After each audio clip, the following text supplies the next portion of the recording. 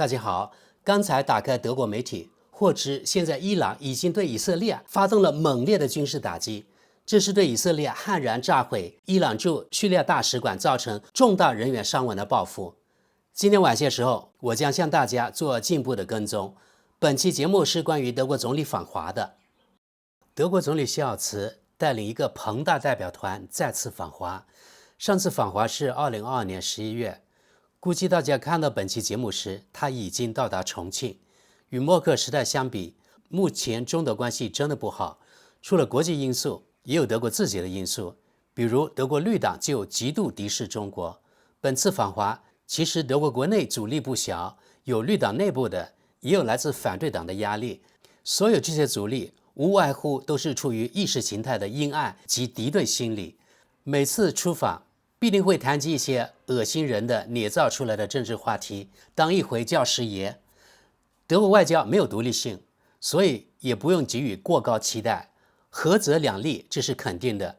我们来看看本次来访，德方有什么表演，能给中国带来什么实际利益。先看德国国家电视1台的报道，德国总理的中国之行，不要拥抱任何大熊猫。德国总理希尔茨今天访华，这是他任期内第2次访华，他将用2天时间谈商务，仅用1天时间谈政治。批评者担心人权等问题会被忽视。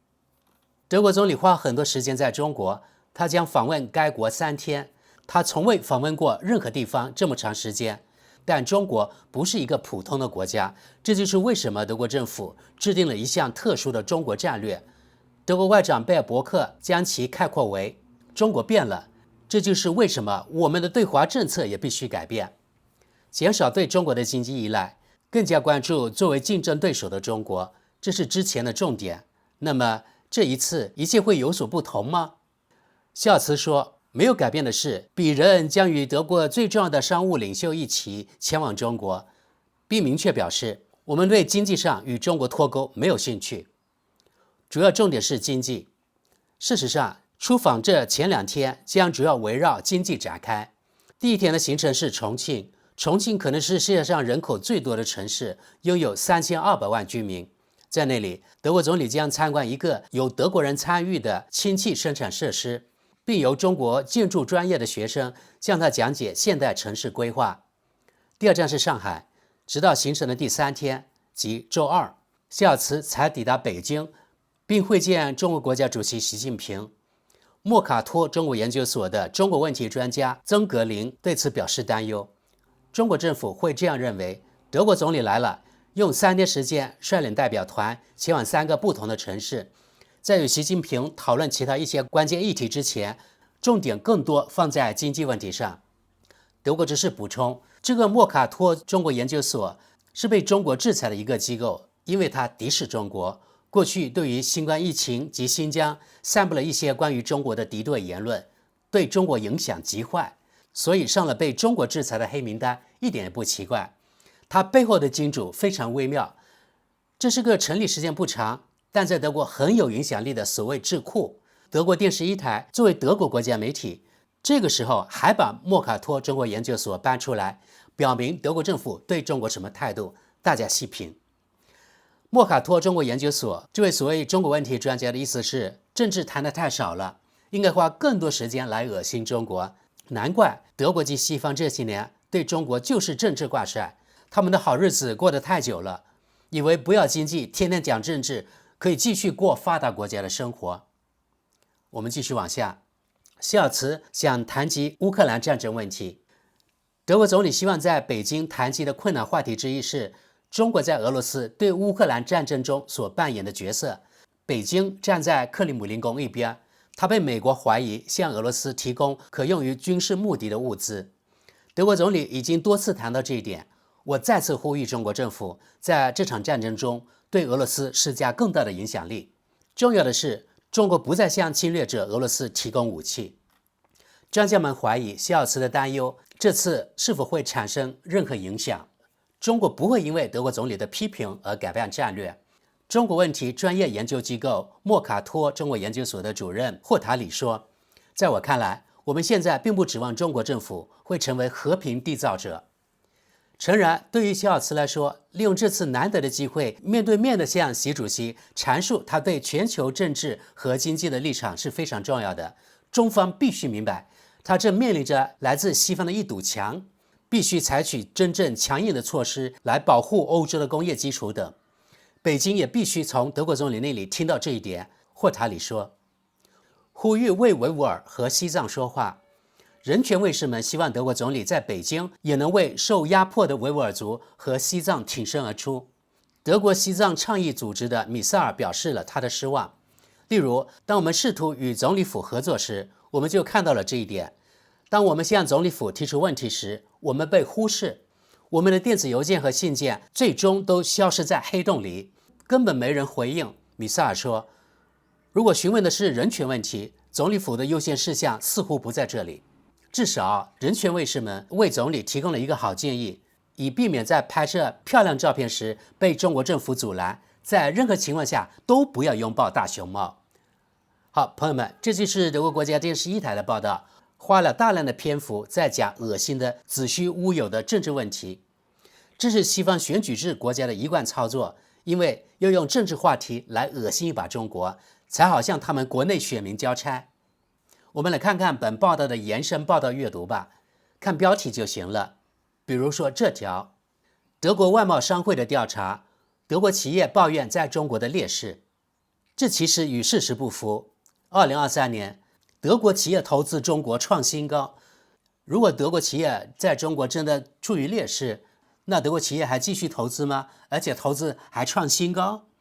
另一方面，德国工商会对在华的566家德国企业做了一个调查，其中91%的德资企业会继续留在中国，79%的德资企业预计其所在行业在未来5年将继续增长，54%的德资企业计划继续加大对中国的投资。如果德资企业真的在中国处于劣势，被歧视或者没有钱赚，他们早就跑了。所以这2天德语媒体大肆报道德资企业在中国受到不公平待遇的说法，完全是颠倒黑白。我非常遗憾，在德国媒体中听不到德国企业界人士的真正声音。我们看这条延伸阅读新闻，不惧怕谈及批评性的话题。还有这条延伸阅读新闻，记者调查，中国使记者工作难上加难。根据我这几年的深度观察，我发现所有派驻中国的德国记者报道的东西极少有正面的，几乎都是负面，甚至有不少捏造的假新闻。没发现中国方面把他们驱逐出境呀？他们照样可以继续在中国撰写一些颠倒黑白的东西，来给他们的媒体消费者洗脑。相反，西方国家对中国记者就没那么客气了，所有的言论自由只存在于理论中。比如前几天，瑞典就永久驱逐了1名中国记者，称其报道威胁到了瑞典的国家安全。大家发现了吗？现在西方国家对待中国一般都以国家安全为借口进行各种打压。国家安全是一个什么都可以往里放的万能口袋。这条延伸阅读新闻就更扯淡了。中国是如何迫害少数民族的？这不是完全颠倒黑白吗？任何在中国大陆的人都知道，除了汉族外，其他少数民族在中国有各种优待。我也来自中国一个少数民族地区——广西壮族自治区。在西方媒体眼里，在中国受尽各种优待的少数民族，现在却变成了受压迫，简直让人无语啊！所以西方媒体狗嘴里吐出的象牙，大家反着理解就对了。刚才你们都看见了，这么几条延伸阅读，作为普通德国人读了，他们能对中国有好印象吗？接着我们来看看德国国家电视2台的报道，节选其中一些段落。踏上为期3天的访华之旅，肖尔茨将谈及哪些话题？肖尔茨有哪些话题呢？有以下几点：经济方面，中国是重要的贸易伙伴，还是不公平的竞争对手？去年夏天，红绿灯政府通过了一项中国战略，旨在减少对中国的经济依赖。然而，这一战略并没有在德国经济界真正流行起来。在华的5000多家德国企业更担心不公平的竞争条件，而出口商则担心销售数字下降。第二，相反，廉价的中国电动汽车正泛滥欧洲市场，因此欧盟委员会对可能存在的非法补贴展开了调查。如果因此采取反制措施，可能会引发贸易战。德国汽车制造商尤其担心这一点。台湾问题，肖尔茨可能会警告北京不要使用暴力。中国对邻国的态度越来越咄咄逼人。对南海的岛屿和海域是这样，这个超级大国与越南、菲律宾和马来西亚等国在南海问题上存在争议。这也涉及被共产主义中华人民共和国宣称为自己领土的民主岛国台湾。自俄罗斯入侵乌克兰以来，对中国可能攻击台湾的担忧与日俱增。肖尔茨可能会在北京重申他的警告，反对对这个岛国使用武力。人权问题，中国统治者迫害维吾尔人。肖尔茨还希望在此行中谈及人权问题，这些问题包括对新疆维吾尔族穆斯林的压迫和言论自由。肖尔茨说，对他来说，公开谈论这些问题是德中平等对话的一部分。化工巨头巴斯夫在中国新疆地区有一家工厂，据称那里的员工曾协助镇压维吾尔少数民族。我们也看下面的延伸阅读新闻。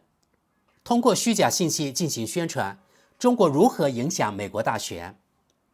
我们再看另外一条，从香港到英国，逃离中国的长臂。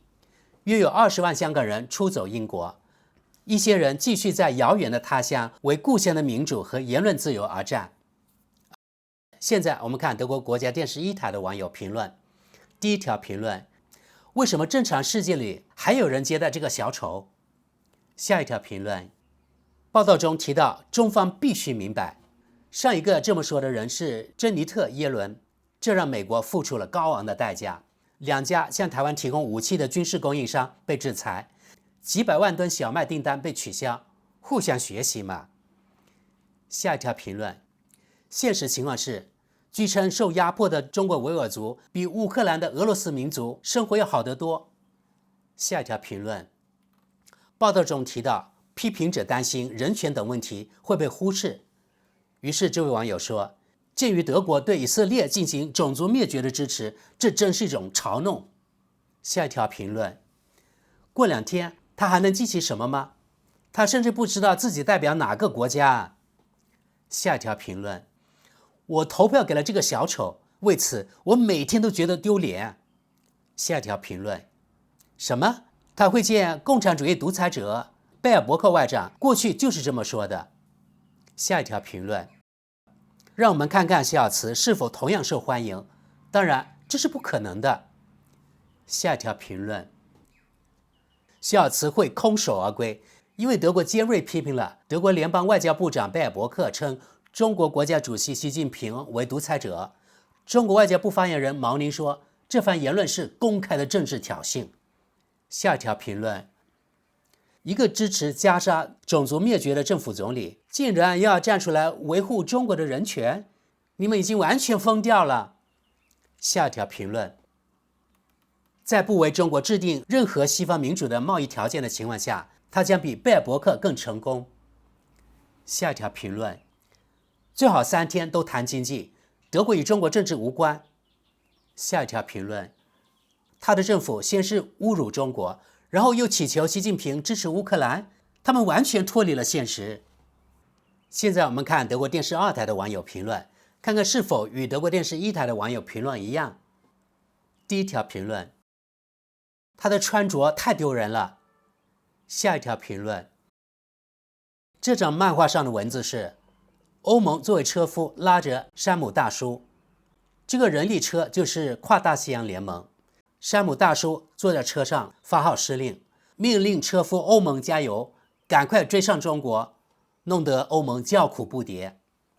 下一条评论：问题不在于肖尔茨与习近平谈及哪些话题，问题是肖尔茨的访问会产生什么可衡量的结果？肖尔茨访华后，习近平是否会改变什么？如果会改变，改变了什么？下一条评论：众所周知，肖尔茨缺乏信任其职务的能力，因此我不指望此次访华他能取得什么突出的成果。他一如既往地坚持谁也不感兴趣的外交小事，尤其是习近平根本就不把他放在眼里。下一条评论：肖尔茨是与德国汽车行业一起去中国乞讨的吧？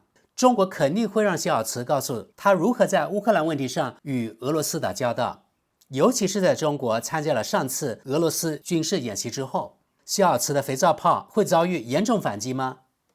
下一条评论，他都穿成这样了，我担心中方会派出一个擦皮制品的人跟他说话。下一条评论，访华的结果都是些废话，但作为美国邮差的他去中国度假很愉快。我可以告诉你们这些种族灭绝分子，中国不允许自己离间俄罗斯和伊朗，恰恰相反，你们西方人将从所有人那里受到战争的惩罚。最后我们来看看德国《世界报》的网友评论。第一条评论，欧盟决定对中国实施贸易制裁，这只影响到奔驰、宾利和宝马、劳斯莱斯等德国豪华汽车，正是这两家高档汽车制造商带来了还算过得去的盈利数字，而电动汽车的销量却远远低于预期。什么更重要，我们的道德还是我们的经济成就？下一条评论，一个因为抽象的气候目标而衰落并濒临经济解体的德国，在世界上已不再拥有重要的发言权。